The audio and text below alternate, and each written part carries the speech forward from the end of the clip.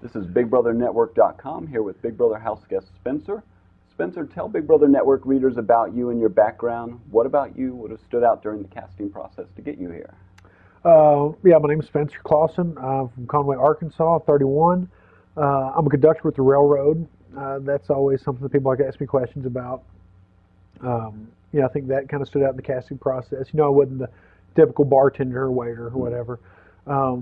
You know, as far as what stood out, I've kind of got like I wouldn't say a big personality, but I've got a different personality. I like to talk. I've got the gift of gab, and you know, I like to joke, laugh, tell funny stories, just things like that. And you know, I'm very comfortable with who I am and being myself. And so it was not a situation where I was fearful and I held back. I was able to just get in there, kind of be myself, and just, you know, nothing to lose, let it all ride. So. On the Big Brother fan scale, are you a complete newbie, casual viewer, hardcore fan? Yeah, I'm a hardcore fan for sure. For sure, I started watching it in season 6. Man, I just kind of got addicted to it. I'm the guy that would, you know, when it was getting ready to start, I'd ask people, "Are you going to watch Big Brother this year?" And they'd be like, you know, yes or no or whatever. If they said no, I'd be like, dude, you really should. And you try to explain it to them, but people that aren't into it, they don't get it at all. You know, they kind of put it into a bunch of like reality TV or trash TV. Makes it kind of a, you know, the reality of it is a reality TV show. Sometimes will have a bad connotation. I think that if it was advertised more of like, you know, a mental contest, I think that it would catch more viewers personally, or at least catch their attention more than, you know. So what made you want to audition for Big Brother and be willing to put yourself on 24/7 cameras and microphones? You know, like I said, I've been a huge fan since season 6, and ever since then, I'd watch with people, and I'd just talk a lot of shit. I would say, oh, I could win that, or I should have done that, you know, all this kind of stuff. And, you know, as friends say, dude, you ought to apply, you know, you could get it. And I was like, yeah, I will. I'm going to do that. And I said several times, and you know, that I was going to do it. And man, I just kind of made up my mind this year. It all kind of worked out. And I went to a live audition, and man, I just kind of nailed it. And to be honest with you, I tried to think like someone in the casting of the show, like what they would want, what's popular on television now, and go for it. Like I'm very familiar with all this redneck reality stuff that's going on right now, and I figure it's like, man, they're gonna want some dude with a bushy beard from the South, and that's what I am. But you know, I grew the beard out for the auditions. Like normally, I keep a goatee or like a smaller beard. This is as big as my beard's ever been, you know.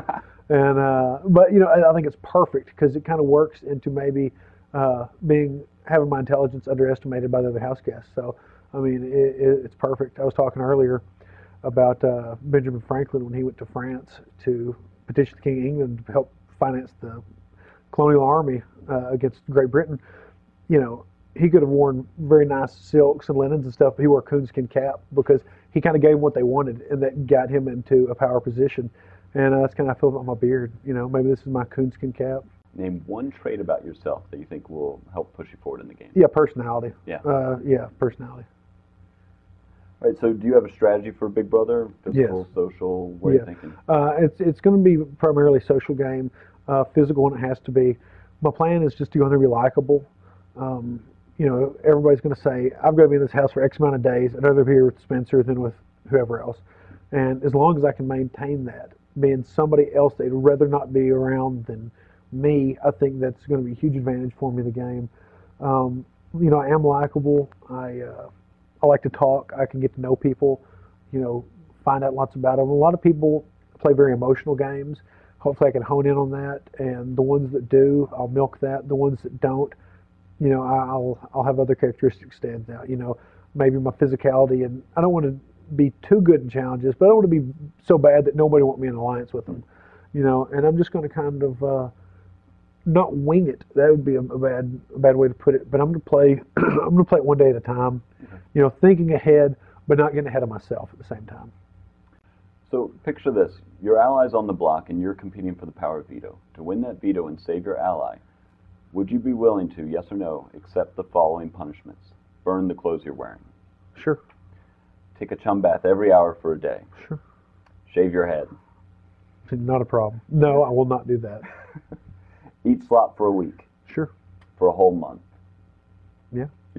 Lastly, give up your opportunity to compete in next week's HOH.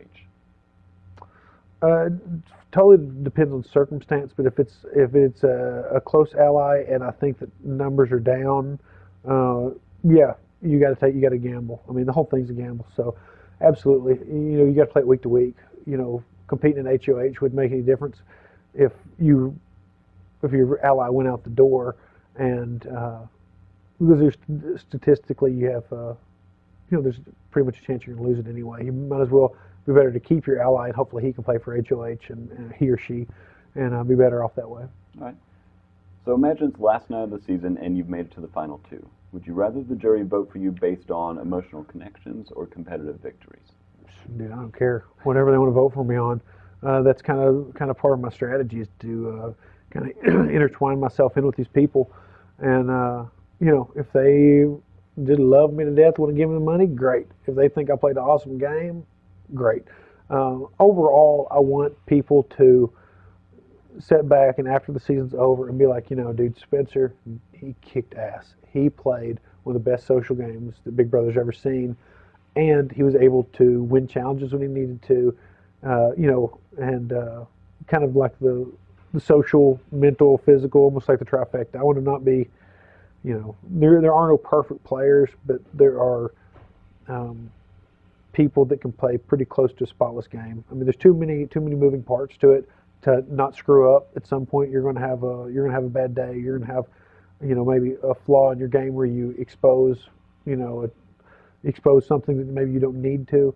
But all in all, I want people to look back and say Spencer's one of the best, and hopefully it will lean towards the social aspect that I played.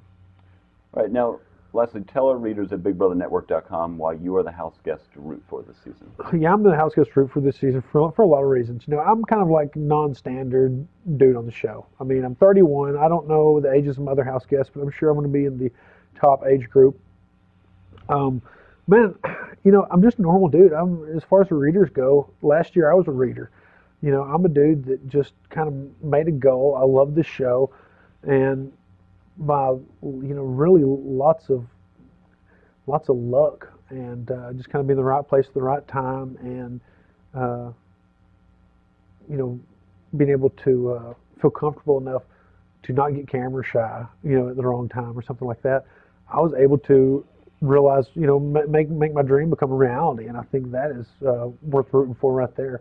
Is that I'm not, like I said, I'm not just some early 20s hard body that got in the show because he's good looking.